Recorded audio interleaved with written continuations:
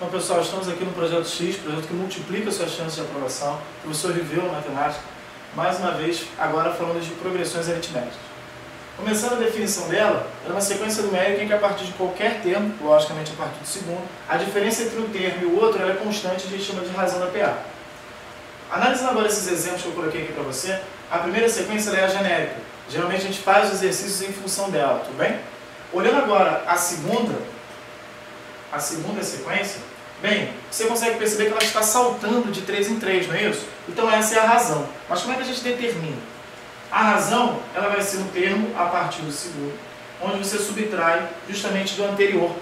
Ou seja, a sua razão aqui é 3, ok? Como a sua razão ela é maior que zero, a gente vai falar que essa PA ela é crescente, ou seja, os seus termos estão crescendo. Bem? Analisando agora S3, a pergunta que vem à cabeça é: isso é uma progressão aritmética? Sim, ela respeita a condição. Olha só, se a gente pega o 3 e subtrai do 3, dá 0. Ela é uma PA constante, ou seja, não tem salto. Então, como a sua razão ela é nula, a gente chama essa progressão aritmética de constante. Olhando agora a última, a S4, como é que vai funcionar? A S4, vou pegar um termo qualquer, no caso ali eu vou pegar o 0, e vou subtrair do anterior, deu menos 2. Ou seja, a minha razão agora ela é negativa. Bem, se a minha razão é negativa, logo a minha PA é decrescente. Certo? Então, razão maior que zero, crescente, razão nula, constante, razão negativa, decrescente. Então, pessoal, continuando, agora trabalhando o termo geral. Bem, analisando essa primeira sequência aqui, a gente viu que ela estava indo de 3 em 3. Bem, se na questão o cara pede o 30º termo, você pode ir somando de 3 em 3, só que isso vai demorar um tempo. Então, o que a gente pode fazer? Tentar perceber o que acontece na progressão. Olha só, analisando aqui a primeira, do primeiro para o segundo termo, a gente fez um avanço. Então, a gente somaria uma vez o 3, beleza?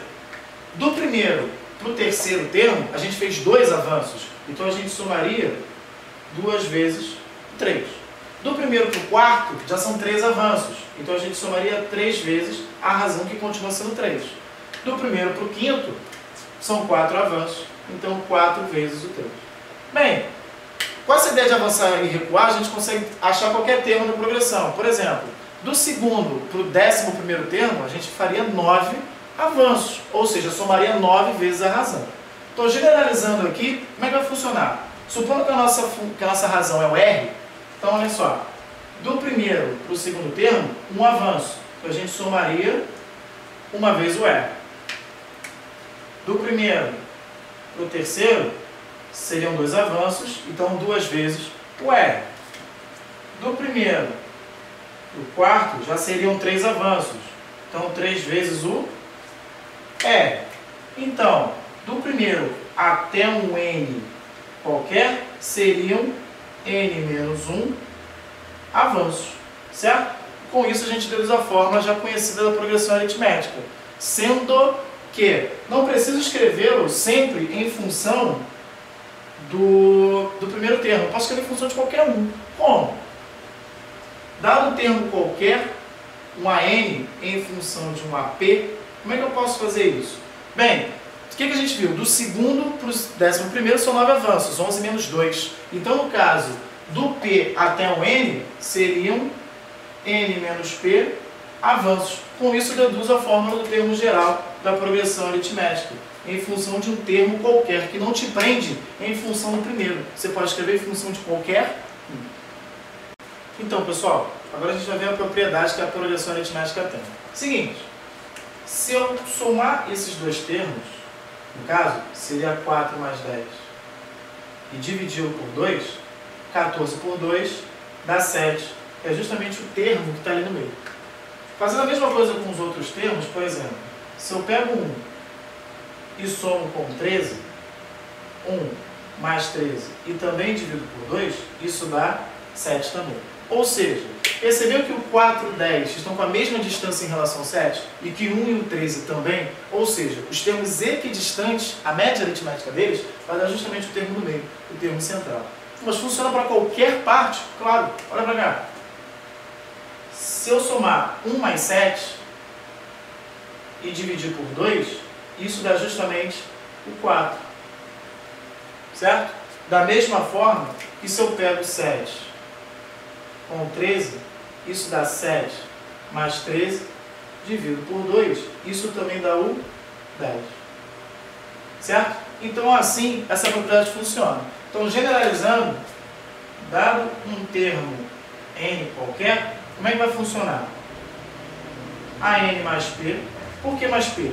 Quantos a mais? A distância dele em relação a n mais o AN menos P, ou seja, ele tem que estar com a mesma distância para o outro sentido, dividido por 2. Então está aí a propriedade da progressão aritmética. Ok? Então, pessoal, agora é trabalhar a soma dos n primeiros termos da progressão aritmética. Bem, dada essa soma aqui de 1 a 100, que é uma progressão aritmética, se você prestar atenção, está indo de 1 em 1, como é que a gente pode fazer essa soma de uma forma mais rápida? Bem, se você prestar atenção, por exemplo, 3 mais 98 é justamente 101, beleza? Se eu somo 2 com 99, essa soma também dá 101. E se eu somo 1 com 100, essa soma também dá 101. Ou seja, se eu pego os pares que estão equidistantes, essa soma está sendo constante, sempre 101. Então a soma ela pode ser calculada como 101 vezes... Bem, de 1 a 100 eu tenho 6 números. E se eu estou pegando pares, eu tenho 50. Então, 101 vezes 50, 5.050, essa é a resposta. Mas como é que a gente pode trazer isso para a progressão aritmética? Dada uma progressão genérica, qualquer, como é que a gente pode fazer essa soma? Bem, posso pegar o primeiro termo e somar com o último, certo? A gente não pegou os termos equidistantes? Então seria o primeiro termo somado do último, beleza? Essa seria a parte do 101. Os 50 foram os pares que a gente fez. Mas como é que a gente calculou os pares? Eram 100 números ao todo, onde eu dividi por 2, que deu 50. De 1 até n, eu tenho n números. Se eu vou pegar pares, então eu vou multiplicar essa expressão por n e vou dividi-la por 2. Então daí eu deduzo a fórmula da soma dos n primeiros termos da progressão aritmética. Ok? Então, galera, vamos agora ao x da questão. X do quê? X de X-Men. E X-Men você lembra do quê? Do Wolverine. Gente, olha só, não está nada errado com você, com o seu computador, tá tudo certo. O meu amigo Rivelo se transformou em mim agora. Eu sou o Rivelo. Tomei um banho de lua. Pessoal, você assistiu essa aula maravilhosa sobre PA e aí você ficou pensando, eu já ouvi isso em alguma aula de geografia. E aí aparece eu aqui. Lembre-se, né, que essa ideia, né, gente, da PA, ela está ligada ao Malthus, né, aquela teoria malthusiana, que é uma das, das teorias demográficas. Gente, um Malthus, um padre, ele vai começar a se preocupar, né, com o crescimento da população, e aí ele pensa o quê? Que na verdade essa ideia da população, né, esse crescer dela, está acontecendo em PG. PG, Zé, é essa aula aqui, ele vai ter que voltar para fazer e você vai aprender. Mas só para você lembrar aqui, ó, a razão aqui, pessoal, ela ocorre assim como esse caso da PA aqui, de 2 em 2. Só que no caso da PG você não soma, você faz o quê? Você multiplica. Malthus pensa, né, que a população está crescendo numa lógica da PG, está crescendo rapidamente, poderia gerar o que você chama de explosão demográfica. Bem, enquanto os alimentos estão crescendo em PA, ou seja, essa somazinha. Ia ter uma época aqui, pessoal, que os alimentos não ia ser o suficiente para alimentar a minha população. Então eu iria ter a fome, né, a miséria. lembre-se, né, de fazer uma relação bem capitalista aí. A partir do momento que essa população começa a crescer, você vai ter o exército de reserva, né? Uma alusão aí ao termo o Marx. Ele fala que na verdade você vai ter, começa a se falar o desempregado. Se tem desempregado, o alimento está faltando, eu tenho fome, miséria, uns problemas aí, né, do capitalismo. Bem, então dentro dessa lógica, o que o Malthus prevê? Malthus prevê, na verdade, que a população estaria crescendo muito e não teríamos alimento. Então ele sugere algumas formas de nós reduzirmos o crescimento da população. Dentro dessa lógica, ele apresenta, né, a ideia de só termos relações sexuais para reprodução, gente. Isso. Essa é a ideia lá, né, de um padre, é claro. Para um padre falar isso é muito fácil. Pra gente aí que ouve o dia todo Mr. Catra, não dá, né, gente? Tu tem que fazer o quadradinho de 8. É impossível. Enfim, voltando aqui, Malthus, né, dá a ideia, né, também da paternidade consciente, que é essa ideia de você só ter o número de filhos que você consegue alimentar. Então você vai fazer uma medida aí, né, vai medir o seu salário dentro da lógica dos seus filhos. Gente, esse assunto acaba abordando coisas da biologia. Então eu trouxe meu amigo aqui, vou deixar um pilô com ele e vou sair. Dá uma segurada. Pessoal, matemática puxou geografia. E a geografia traz a biologia. Dá uma lembrada, Malthus usou essa ideia da matemática, show de bola.